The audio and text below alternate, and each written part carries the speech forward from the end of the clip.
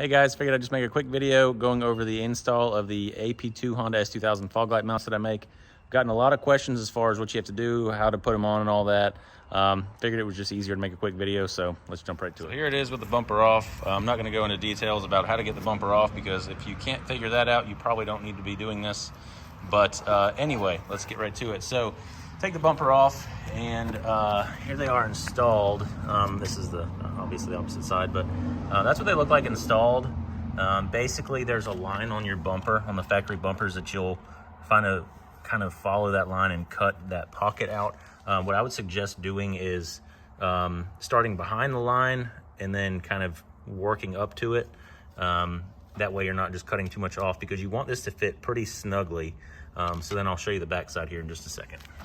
So this is what it looks like on the back side. You'll have to excuse all the tape residue and glue and all that crap. I've tried probably a dozen different versions of these with different lights, but I'll show you those in just a second too. But this is what it looks like on the back side. So basically what you're gonna do is lay the bumper down, which I'll do that right now. Sorry if it's noisy, I live on a highway, but basically what you're gonna do, once you get the bumper pocket cut out, you're going to make sure that's nice and flat, and then you're gonna take the bottom corner. So this corner here, the bumper where it's cut will actually fit in this groove. So you'll slide the bottom part on down here, and then you'll push this part on. And whether you use hot glue or epoxy or whatever, this hot glue is temporary, but it's held fine. I'm in Florida and these have been on for months. I've had several different versions. The reason I use hot glue is because I hadn't quite figured out how what the final product was gonna be yet, but this is it here. So I'm planning on swapping these over to the ducted ones because I have ducts on my car already. It's just a street car, but I might as well use them. But anyway, so you get the idea. So you push the bottom down, put till it's firm, and then you kind of want to line this one up to where it's even with the bumper cut. So you get the idea. And then once you do that, the light, you have to screw this bracket on there. There's a little Allen head bolt that goes in, comes with the lights. And then you have to figure out which way it goes, because these lights are actually made for motorcycles. So the beam, because it's a wide and short beam pattern, you want to make sure you've got it the right way, because if it's not, and you can mount them upside down too, because there's a white and a yellow light option. So if they're upside down, that'll be kind of weird. But anyway, you get the idea. So once you get that on there, you just run the bolt through. This is one of the old versions. I have since reinforced this little mounting ear here because the one of them on the old ones, the part broke. So anyway, a little bit of trial and error, but I've been through probably a dozen different versions of these. So anyway, this is the final product. It's pretty rock solid. But yeah, so once you get that lined up, this bolt just goes through. Don't over tighten it. You want it just to be tight enough to where you've got them straight. And then once they're on the car, I actually kind of pulled the fender liner back and just grabbed onto the the outside, the nut. Make sure the nut's on the outside, and just cinched it up a little bit, just like a quarter of a turn, just to make sure that these are level. So if you follow me. So anyway, get them on the car, get them pretty close to level.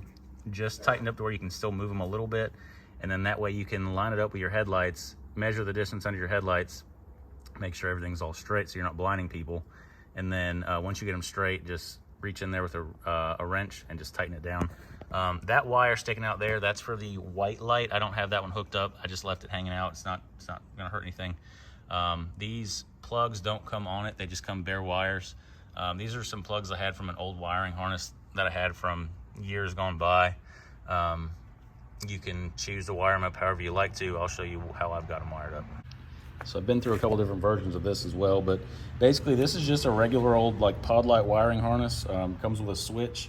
I negated the switch. I basically wired and I still need to screw the relay in, mount the relay. But anyway, I basically have it where the relay is triggered by the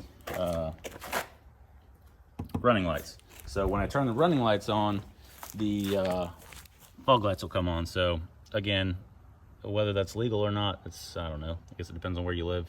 Some people will say that you should only run fog lights when it's foggy or really raining or whatever. I don't really care. But anyway, that's kind of the long and short of it. Hopefully I answered everybody's questions as good as I could. There's a couple other versions I tried before I finally got to this. This was one of them. This was a giant chunky fog light. I really like the way the actual light looks, but it was just big and heavy, and I just didn't like it. The output was okay, but it was whatever. Then I went to a Diode Dynamics SSC1 pod. I really like these pods. They're killer. I mean, they have great output, but the way they're mounted, the light is kind of forward a little bit, so it stuck out. It was almost like somebody said it was like a Le Mans kind of look. I didn't really like it, but there's a lot of wildlife where I live, so having extra light in the woods when I'm driving home, because I daily my car, was important. So I ran these for a while, but I didn't like the way it looked, so ultimately I wound up with the little motorcycle pod looking things that are on there, because I think the output is good. It's really good. I haven't had any issues with them so far. They've been on there for a while, and I don't know, I'm happy with it. I like it. I like the amber or golden yellow, I guess you can say, and then the having the white light on there is pretty cool too. I'm thinking there's probably a way you can wire it up to your high beams. I don't know. I haven't really played with it too much yet, but that's pretty much the long and short of it. There they are, all lined up. Like I said, I've been through probably a dozen different versions at least of different shapes and stuff trying to get it right. This is basically what the ducting works on. This is the old pod, but the ducted version of these, it literally just has where instead of having this neck down like that, there's a circle that comes off the back, and it's 2.5 inches, so you can hook up your brake ducts to it. So that's it. Hopefully I answered everything as good as I could. Wiring's up to you. If you have any questions, just let me know, but we'll I don't know, we'll see you around.